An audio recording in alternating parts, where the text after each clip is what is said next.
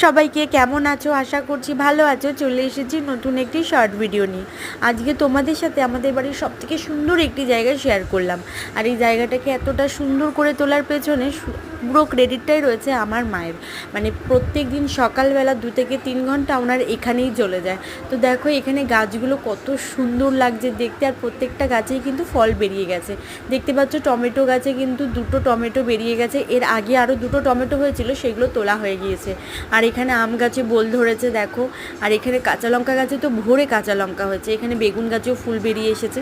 তো আমি এসেছি একটু কাঁচা লঙ্কা তুলতে। দেখো আমার কিন্তু ব্যালকনিতে আসা এই ফল ফুল সবজি এইগুলো তোলার জন্যই।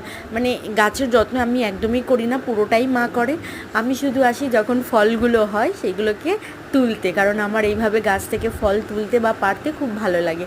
তোমাদের কাদের কাদের আমার মতো এই গাছ থেকে ফল তুলতে ভালো লাগে অবশ্যই কমেন্টে জানিও। কিন্তু দেখো কত সুন্দর কাঁচা লঙ্কা হয়েছে, দেখেও মনটা ভালো হয়ে গেল।